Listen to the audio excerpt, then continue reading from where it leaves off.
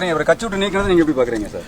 புரட்சித் தலைவர் எம்ஜிஆர் அவர்கள் இந்த இயக்கத்தை எதற்காக ஆரம்பித்தார் என்று தெரியும். தொண்டர்களுக்கு உண்டான மாபெரும் இயக்கமானது அனைத்து இந்திய அண்ணா திராவிட முன்னேற்ற கழகம். இந்த தொண்டர்களுக்கு உண்டான குரலை அண்ணன் அவர்கள் KS அவர்கள் வெளிப்படுத்தினார். இதுதான் உண்மை. தொண்டர்களுக்கு உண்டான மனநிலையை அண்ணன் அவர்கள் வெளிப்படுத்தினார். இந்த காரணத்தினால் அண்ணன் அவர்களை விலக்கினால் அது கழகத்திற்கு பேரிழப்பு.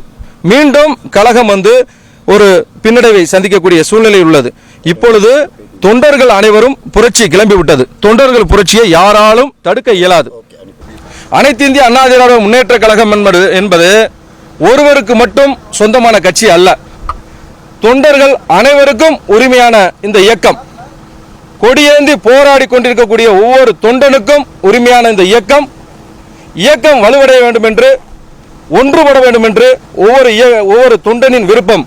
அதனால் அவர் பரப்புரை செல்லும் போது தொண்டர்கள் விருப்பத்தை வெளிப்படுத்தியுள்ளார்கள். கழகம் ஒன்றிணை வேண்டும், ஒன்றிணைந்தால் மட்டுமே வெற்றி உறுதி. இதை புரிந்து கொண்டு தலைவர்கள் அனைவரும் ஒன்றாக இணைந்து ஒரே நேர்கோட்டின் கீழ் பயணித்தால் மட்டுமே கழகத்தை மீட்க முடியும். அம்மாவின் ஆட்சியை மீண்டும் 2026 அமைக்க முடியும்.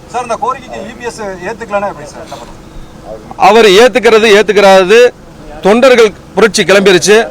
தொண்டர்கள் அனைவரும் ஒன்றிணைவார்கள்.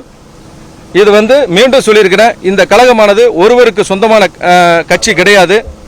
ஏன்னா புரட்சித் தலைவர் அப்படிப்பட்ட இயக்கத்தை வளர்க்கவில்லை. புரட்சித் தலைவர் எம்ஜிஆர் அவர்கள் திராவிட முன்னேற்ற கழகத்திலிருந்து வெளிவரும் பொழுது அவர் எந்த சூழ்நிலையில் வெளிவந்தார் என்பது அனைவருக்கும் தெரியும். அந்த சூழ்நிலை மீண்டும் இந்த கழகத்திற்கு வந்துவிடக்கூடாது என்பதற்காகத்தான் தொண்டர்களுக்கு உண்டான இயக்கமாக வழிநடத்தி சென்றுள்ளார்கள். தொண்டர்கள் இன்று புரட்சி ஆரம்பித்து விட்டது. அனைத்து மாவட்டங்களிலும் தொண்டர்களுடைய புரட்சி எல்லாரும் பார்ப்பார்கள். எனவே அனைவரும் ஒன்றிணைய வேண்டும் என்பது எங்களுடைய தொண்டர்கள் மனநிலை எல்லாரும் ஒன்றிணைய வேண்டும்.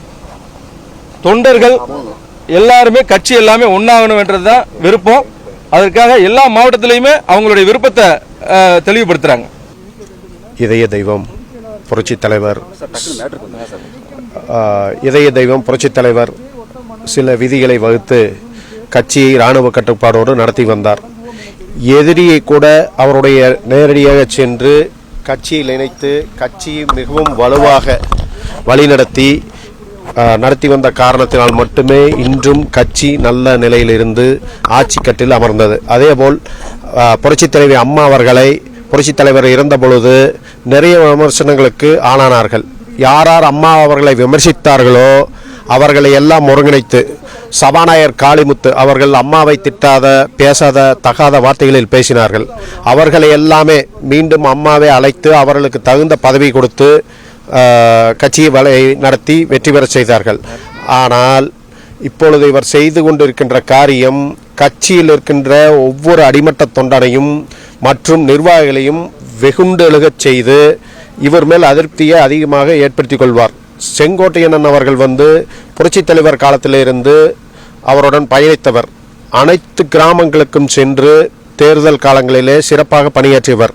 அவரை கட்சியை விட்டு நீக்கும் அளவுக்கு இவருக்கு எந்த தகுதியும் இல்லை, அருகதையும் இல்லை என்பதை இந்த நேரத்திலே நாங்கள் தெரிவித்துக் கொள்கிறோம். பிளே ஸ்டோர் மற்றும் ஆப் ஸ்டோரில் இருந்து பாலிமர் செயலியை QR கோடு மூலம் பதிவிறக்கம் செய்யுங்கள். செய்திகளை உடனுக்குடன் பெறுங்கள்.